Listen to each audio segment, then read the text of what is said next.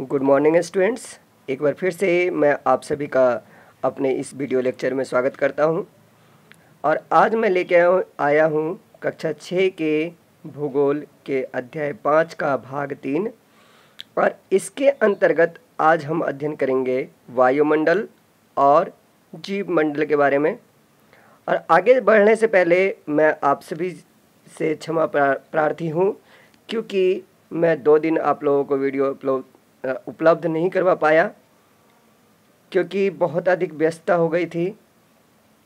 तो उम्मीद है कि आप सब फिर से कंटिन्यू करेंगे और अब जो है ना कंटिन्यू आपको वीडियो मिलेगी, ऐसा मेरा प्रयास रहेगा।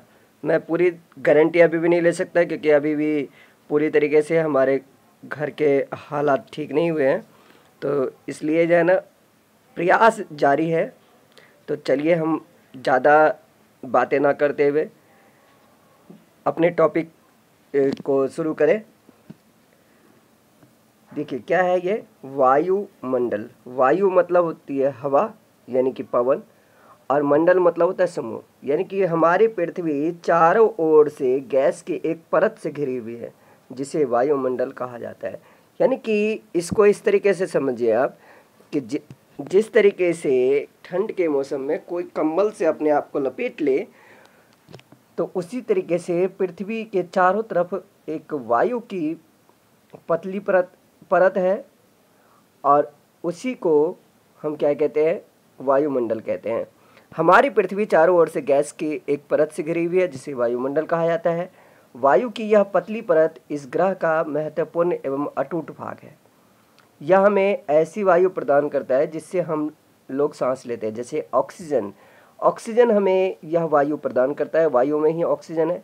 यह वायुमंडल हम लोगों को सूर्य की कुछ हानिकारक किरणों जैसे कि पराबैंगनी किरणों से बचाता है। वायुमंडल 1600 किलोमीटर की ऊंचाई तक फैला है। वायुमंडल को उसके घटकों, तापमान एवं अन्य आधार पर 5 परतों में बांटा गया है। घटक मतलब उसमें जो जो शामिल है उसके आधार पर, और उसके तापमान का जो स्तर होता है उस आधार पर 5 भागों में बांटा गया है, जिसमें इन परतों को पृथ्वी की सतह से यानी कि नीचे से शुरू करते हुए कुछ इस तरीके से सबसे जो नीचे है क्षोभ मंडल, उसके बाद है समताप मंडल, फिर उसके बाद है मध्य मंडल, फिर है आयन मंडल और फिर है बहिर्मंडल। जरा इस चित्र में हम देखते हैं पृथ्वी वायुमंडल के विभिन्न परत के। अब देखिए यहाँ तक हो गया आपका क्षोभ मंडल, फिर उसके बाद है ये आपका समताप मंडल, फिर है मध्य मंडल, ये क्षोभ मंडल है, फिर है समताप मंडल, फिर है मध्य मंडल, और मध्य मंडल के ऊपर है आयन मंडल और फिर है बहिर्मंडल। तो ये बहिर्मंडल में ही हमारा जो है ना जो उपग्रह होता है वो सब होता है। मध्य मंडल में एरोप्लेन यानी कि वायुयान चलती है, और रॉकेट जो है ना मध्य मंडल से होते हुए यानी कि समताप मंडल मध्य मंडल से होते हुए ऊपर को जाती है। उसके बाद एरोप्लेन की अगर बात करें तो एरोप्लेन जो है ना ये आपकी जाती है कहाँ, समताप मंडल से, और जहाँ पे कि जो है ना ये बारिश इत्यादि का कोई खतरा नहीं होता क्योंकि जो बादल इत्यादि है वो सब क्षोभ मंडल में ही है। वायुमंडल मुख्यतः ऑक्सीजन एवं नाइट्रोजन, यानी कि वायुमंडल की अगर बात करें तो वायुमंडल में का जो 99% भाग है वो ऑक्सीजन और नाइट्रोजन से है, यानी कि 99% है जो कि साफ तथा शुष्क हवा का 99% भाग है ऑक्सीजन एवं नाइट्रोजन का।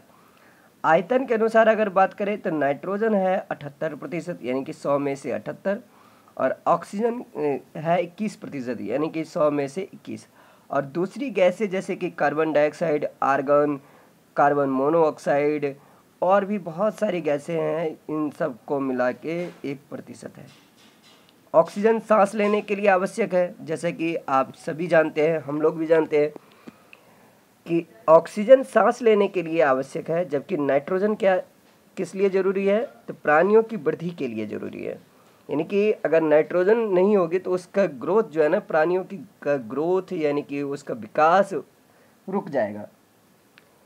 कार्बन डाइऑक्साइड हालांकि बहुत कम मात्रा में है, लेकिन यह पृथ्वी के द्वारा छोड़ी गई ऊष्मा को क्या करती है, अवशोषित कर लेती है, जिससे पृथ्वी गर्म रहती है। यह पौधों की वृद्धि के लिए भी आवश्यक है। ऊंचाई के साथ वायुमंडल के घनत्व में भिन्नता आती है। घनत्व मतलब उसकी सघनता में कह सकते हो कि जो सघन यानी कि वायुमंडल के जो एक पर्टिकुलर एरिया में जो हवा होती है उसमें कमी आती है। यह घनत्व समुद्री तल पर सबसे अधिक होता है, और जैसे जैसे ऊपर की ओर जाते हैं यानी कि इस तरीके से नीचे की तरफ समुद्र तल पे ज़्यादा होगा, और जैसे जैसे आप इधर ऊपर की तरफ जाएंगे वैसे वैसे इसका घनत्व घटते जाता है। ये और घनत्व के घटने के साथ साथ क्या होता है, तापमान भी घटते जाता है, और लेकिन जो वायुमंडल का दबाव होता है वो बढ़ते जाता है। आप जानते हैं कि पहाड़ों पर पर्वतारोहियों को हवा के घनत्व में कमी होने के कारण सांस लेने में कठिनाई होती है, और ऊंचाई पर सांस लेने के लिए उन्हें अपने साथ ऑक्सीजन सिलेंडर ले जाना पड़ता है। जैसे जैसे हम ऊपर की ओर जाते हैं तापमान भी घटता है, वायुमंडल पृथ्वी पर दबाव डालता है। जैसे कि मैंने आपको बता ही दिया है, यह एक स्थान से दूसरे स्थान पर अलग अलग होता है। कुछ क्षेत्रों में हमें अधिक दाब महसूस होता है, जबकि कुछ क्षेत्रों में कम। वायु उच्च दाब से निम्न दाब की ओर बहती है, यानी कि कभी भी हाई प्रेशर जोन से लो प्रेशर जोन की तरफ बहती है, यानी कि जहाँ पे ज़्यादा दबाव होता है वहाँ से जो है ना कम दबाव की तरफ, यानी कि नीचे ऊपर में ज़्यादा दबाव है तो ऊपर से नीचे की तरफ इस तरीके से बहती है। तो गतिशील वायु को हम लोग क्या कहते हैं, पवन कहते हैं। अब उसके बाद है जीव मंडल। जीव मंडल स्थल, जल तथा हवा के बीच का एक सीमित भाग है जहाँ पर जीव रहते हैं, जीवन मौजूद है। यहाँ जीवों की बहुत सी प्रजातियाँ हैं जो कि सूक्ष्म जीवों तथा बैक्टीरियाओं से लेकर बड़े स्तनधारी यानी कि जो बड़े बड़े मैमल्स होते हैं उसमें भी पाए जाते हैं, वो सभी इसी में आ जाते हैं। मनुष्य सहित सभी प्राणी जीवित रहने के लिए एक दूसरे से तथा जीव मंडल से जुड़े हुए हैं। जीव मंडल के प्राणियों को मुख्यतः दो भागों में बांटा गया है।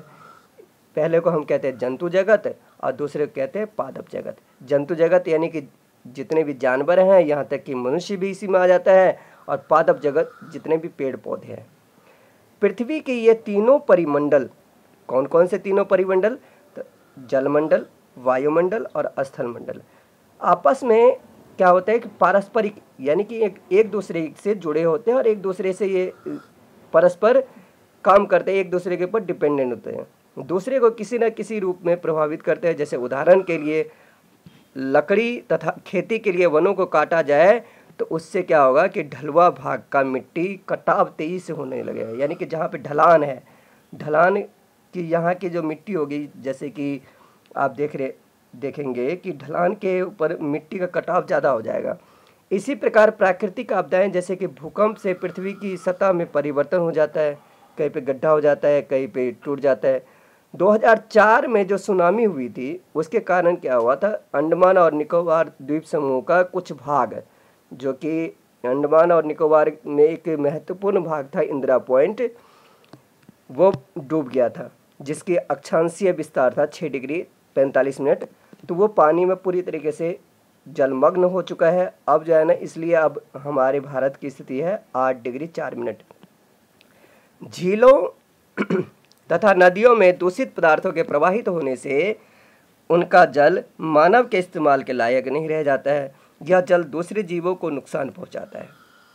उद्योगों, तापीय विद्युत संयंत्र जिसको थर्मल इलेक्ट्रिक कहते हैं, गाड़ियों से जो निकलने वाला वायु होता है वो वायु को प्रदूषित करता है, यानी कि गाड़ियों से निकलने वाला जो धुआं इत्यादि होता है वो वायु को पूरी तरीके से प्रदूषित करता है।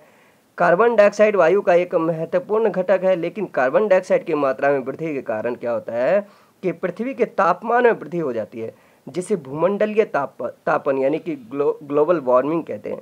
इसलिए भूमंडल, वायुमंडल और जलमंडल के बीच के प्राकृतिक संतुलन को बनाए रखने के लिए पृथ्वी के संसाधनों के सीमित उपयोग की आवश्यकता है। अभी के लिए फ़िलहाल इतना ही, और अगले भाग में हम करेंगे इसका रिवीजन प्रश्न उत्तर के द्वारा। तब तक के लिए हैव अ नाइस डे।